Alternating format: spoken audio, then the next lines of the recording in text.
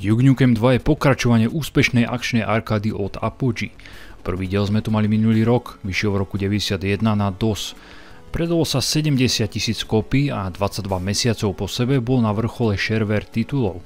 Druhý diel vyšiel až 3. decembra 93, pretože Apogee sa zatiaľ zameriavalo na iné tituly, ako Crystal Caves, Secret Agent, Monster Bash či Biomenace. No keď videli ohromný úspech prvého dielu, rozhodli sa urobiť pokračovanie, ktoré by bolo oveľa väčšie a lepšie. Scott Miller ako vedúci Apogee bol v úzkom kontakte s id Software, preto dobre vedel, aké nové hry vyrábajú a idú vydať. Keď v máji 92 vyšiel Wolfenstein a v 93. Doom, Apogee si začalo všímať, že 3D strieľačky majú oveľa väčší potenciál. Ľudia ich mali radšej a prirodzene viac zarábali. Preto aj Apogee chcelo svoju vlastnú strieľačku a preto tretí diel Duke Nukem nebola arkáda, ale 3D strieľačka, Doomovka.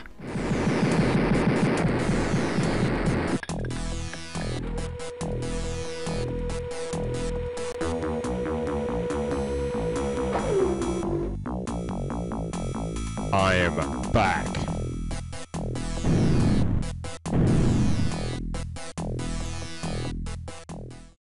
Príbeh druhého Duke Nukem pre Apogee napísal Tom Hall, ktorý odišiel z id Software kvôli brutálnym hrám, respektíve kvôli Doomu.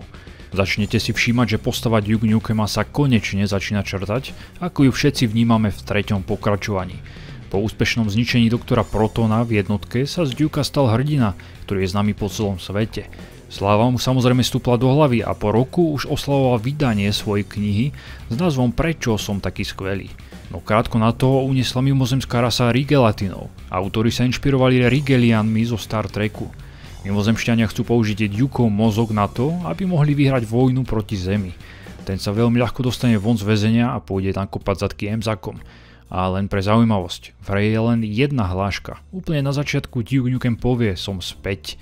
Možno to je odkaz na Terminátora, no nemôžem to potvrdiť od autorov.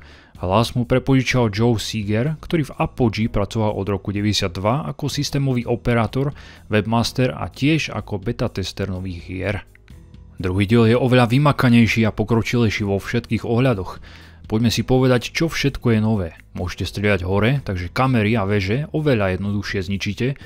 Ďalej na zavesenie nepotrebujete rukavice a môžete konečne strieľať pod seba, čo môžete využiť na likvidovanie otravných pavúkov. A dá sa prikrčiť, čo tiež využijete na pavúkov, veže a slíz. Máte tu konečne nové zbrane. V prvom diele ste stále strieľali len s prototypom nukleárnej pištole, teraz tu sú 4 rozdielne zbrane. Prvou je obyčajná puška, ktorá má neobmedzenú muníciu, no znie skôr ako taký ručný kanón. Potom môžete nájsť laser, ktorého strely prejdú cez stenu, nepriateľov a všetky objekty a má 32 nábojov. Treťou zbraňou je plameňovec, strieľa v ohnivých vlnách a má veľký dosah. A môžete strieľať pod seba a tým sa dostať na inak zlé prístupné miesta, ako by ste mali jetpack. Poslednou zbraňou je raketomec, ten na jednu ranu zabije takmer každého nepriateľa. Na obnovu života budete opäť používať sodu a morčacie mäso. Rovnako ako v prvom diele do plechovky môžete streliť a vo vzduchu ju zobrať. Dá vám to bonusové skóre, ale neobnoví život. Morka je naopak veľmi rýchla a nedá sa tak ľahko premeniť na pečenú morku ako v jednotke, pretože začne pobehovať po mape. Jedlo je vždy v červenej bedničke, no viackrát tam nájdete výbušninu, ktorá môže sodu zničiť. Autori vás tým budú veľakrát stroliť a veľkú obnovu života väčšinou nájdete dobre schovanú na ťažko dostupných miestach. Druhý Duke Nukem má 4 epizódy, každá sa dá prejsť do hodiny, takže celú hru prejdete do 5 hodín. Levely vytvoril Alan Bloom III a grafiku mali na starosti Rondy Abraham a Steven Hornbeck. Levely sú výborné a každý používa iné asety, pozadie a je za ním vidieť veľká práca a dôraz na detail. Úlohou v každom leveli je nájsť exit, no nebude to až také jednoduché, pretože je veľakrát zavretý a najskôr musíte nájsť prístupovú kartu alebo kľúč. Levely sú veľmi otvorené a môžete ich preskúmovať podľa svojho štýlu, napríklad vyčistiť najskôr vrchné poschodie a postupne sa prepracovať dole. Alebo si vyberiete chaotickejšiu cestu a budete sa rozhodovať podľa chutí. Nájdete aj lineárnejšie levely, no tých je veľmi málo. V pár prípadoch som musel použiť zariadenie na neviditeľnosť a prejsť nepozorovane cez energetické silové pole. V tretej epizóde 7. levelu budete musieť vedieť úroveň veľmi dobre, pretože neviditeľnosť je len na krátky čas. Druhý diel je oveľa ťažší, takže sa pripravte na časté zomieranie. ale záleží aj na vybratej obťažnosti a rýchlosti hry.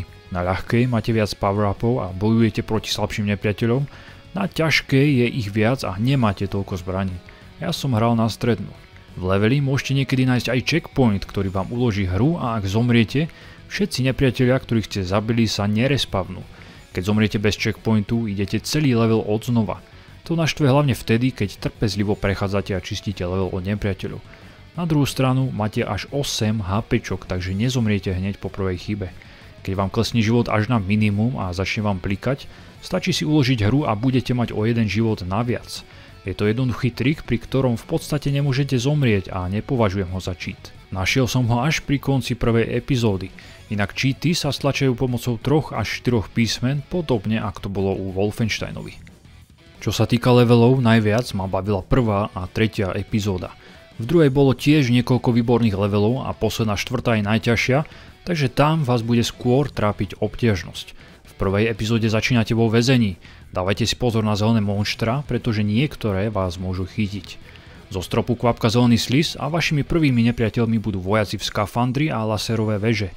Tie sú síce pomalé, no prvou zbraňou sa nedajú zničiť. Len otočiť, čo vám poskytne chvíľu na prechod ďalej. Vojaci po 2 strelách opätujú streľbu, ak ste na ich výškovej úrovni a bolo ťažké ich zabiť bez straty života. Ešte v tej istej úrovni sa teleportnete na povrch planéty. Môžete vidieť hornaté prostredie, takže v jednom leveli bez načítania tu máte interiér aj exteriér. Druhý level som mal síce rád, no prvýkrát sa objavia pavúky. Tie sa na vás prilepia a ak sa ich nenaučíte striasť, budú pre vás predstavovať nočnú moru. Tiež som mal s nimi zo začiatku problém, no stačilo len rýchlo stlačať klavesu doprava a doľava a uberú vám maximálne jeden život. Vtáci ma tiež štvali, pretože na vás budú robiť nebezpečné nálety. Máte tu nepovinný veľajší quest zničiť malé satelity, ktoré divka sledujú. Keď sa dostanete von z jaskyne, čaká vás smršť pavúkov a apokalyptická obloha. Tretí level má rovnaké pozadie, keďže každý level na seba autori snažili nadviazať, no tento raz sa budete pohybovať po akýchsi prastarých stavbách, ktoré sa budú rozpadať. Level je dosť nepredvídateľný, keďže všetko okolo vás bude padať a do toho vás budú prenasledovať roboti s veľkým okom a potom T-800 ako z Terminátora. Štvrtý level predstaví zelené chlpaté mäsožravé rastliny, ktoré vás budú chcieť zožrať. Tento level ma moc nebavil, keďže je v ňom plno pavúkov a skákania cez liany a vetvy stromov. V 5. leveli sa dostanete do priemyselnej časti mesta.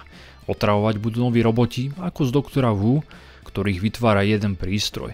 6. lavový level je plný preskakovania a šplhania a v 7. sa poprechádzate po emzatskej základni, straženej malými lietajúcimi dronmi. Potom si zabojujete s bossom, musíte sa vyhýbať jeho bombám. Ak máte laser z predchádzajúceho levelu, tým mu uberiete polovicu života a potom je ľahké ho doraziť. V druhej epizóde vyčnieva hneď prvý level. Zalietate si v ňom v malej stíhačke. Tá má výbornú zbraň, ktorá zničí všetkých nepriateľov, ktorých má pred sebou a môžete zo stíhačky kedykoľvek odísť a znovu nastúpiť. Je len škoda, že ju využijete len v 2 leveloch, no na druhú stranu je to OP vozidlo, ktoré zjednodušuje prechod. Z nových monštier ma otravovalo zelené lietajúce. Síce nič iné nerobí, než lieta sem a tam po úrovni, no vždy sa objaví v nevhodný čas. Potom tu je skakacia lopta, do ktorej keď strelíte, začne sa nekontrolovateľne pohybovať. Dá sa zničiť, ale mal som s ňou najväčšie problémy, pretože bola nepredvídateľná. Najviac som nemal rád asety zo 4. levelu. Objavia sa ešte v 3. leveli 3. epizódy. Naopak 5. lesný level som si obľúbil, pretože pôsobil veľmi lineárne a keď ste sa v leveli vracali, veľa vecí začalo padať z rozbijajúcich sa kameňov. Tieto asety sa objavia ešte v 2. misii 3. epizódy. V 7. leveli sa opäť vrátite do väzenia, tentoraz oveľa zložitejšieho. Boss 2. epizódy je v podstate rovnaký, len presedlal na nové vznášadlo, no teraz ho oveľa lepšie vidíte, je akýsi rozsulovitý a niekoho mi pripomína.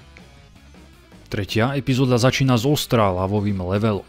V 4. leveli si polietate vďaka vysokovýkonnému ventilátoru a v 5. sa opakuje antické prostredie.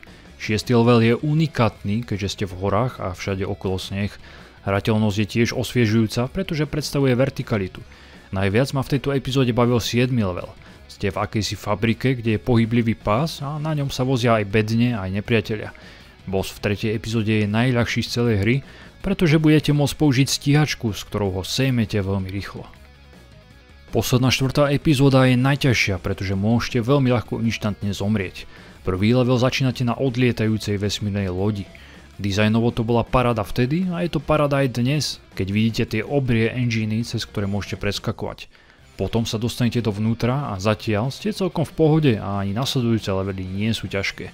Potom príde 5. level, ktorý prinesie veľmi zásadnú mechaniku. Môžete zničiť airlock, ktorý vás vcucne do vesmíru a vy zomriete. Dosť veľká pecka na hru z roku 93, čo? Takže pozor, kam strieľate. Level je veľmi zložitý, je tu veľa skrytých miest, preskokov a aj 6. level v tomto duchu pokračuje.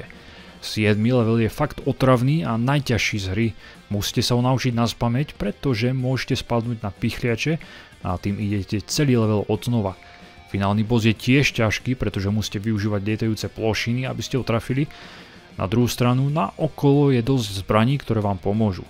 Na konci hry sa ukáže správa, že Duke sa vráti, ale v 3D. Takže už počas vývoja autori museli vedieť, že urobia strieľačku. Po leveli budete zbierať samé značkové veci Duke Nukema, medzi ktorými môžete nájsť disketku alebo cartridge s hrou, 486 či podpísané tričko. Tie majú pevne dané body, ktoré za ne dostanete. Potom môžete hľadať písmena k slovu Nukem.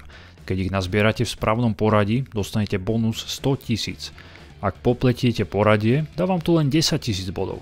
Potom tu je atomový power-up, ktorý vám obnoví jeden život a ak ho máte plný, dá vám ďalších 10 000 bodov. Po leveli sa vždy pozerajte hore, pretože tam môžu byť orby, ktoré vám dajú ďalšie body. Môžete zobrať modrú guľu, ktorú keď pripevníte na podstavec, dostanete ďalších 50 000 bodov. A nakoniec tu je 7 skrytých bonusov, ktoré sa vám vyhodnotia až na konci každého levelu. Za každý dostanete 10 000, ak zničíte všetky kamery, nájdete všetky zbranie alebo Dukeov merch, či zničíte všetky veže alebo bomby. A v poslednom rade prejdete level bez straty života, čo je extrémne ťažké. Na grafiku som si musel chvíľu zvykať, pretože beží v nízkom framerate a aj preto som hru nehral vo fullscreene. Autori prešli z EGA na VGA a pridali podporu zvukovej karty. Kamera mi nevyhovovala, pretože moc toho nevidíte a musíte ísť dopredu buď samovražedným štýlom, alebo naopak pomaly, no aj tak vám to nepomôže, pretože sa nepriatelia pri vás hneď objavia a nemáte veľa času zareagovať. Máte síce radar, no ten je na nič. Hodí sa len na to, ak ste zabudli vyzbierať v leveli nejaký predmet a nevidíte ho, alebo ste nezničili nejakú kameru. Hra po vydaní nebola taká úspešná ako prvý diel, pretože vyšla až na konci roka 93 a v tom čase frčali 3D strieľačky ako Wolfenstein 3D a Doom. Arkády začali pomaly miznúť a dopredu sa dostával iný, ďaleko populárnejší žáner. Hudbu napísal Bobby Prince, ktorý pendloval medzi id Software a Apogee a jeho hudba je dnes legendárna. Vytvoril hudbu pre všetky dôležité tituly týchto dvoch štúdií, napríklad Wolfenstein 3D, Doom, sériu Duke Nukem či Commander Keen. Mal som verziu na Steame a neodporúčam ju, pretože mi mazala savey. Síce som ich v Andresári mal, no pozícia sa nedala nahrať. Preto som každú jednu epizódu hral v kuse a radšej si kúpte verziu z GOGu. Aha, Duke vlastne na GOGu už nie je vďaka Gearboxu, ktorý všetky hry z obchodu odstránil a dal na svoju platformu Zoom. A možno mi preto nešli savey, pretože aj Valve tým pádom vymazalo hru zo Steamu a pošahalo sa cloudové ukladanie. A tak Duke Nukem je shareware, takže prvá epizóda sa dá stiahnuť zadarmo, takže ak Dukea chcete vyskúšať, nič vás to nebude stať. A ja aj tento druhý diel odporúčam, tak ak máte radi klasické arkády, bežte si ho zahrať.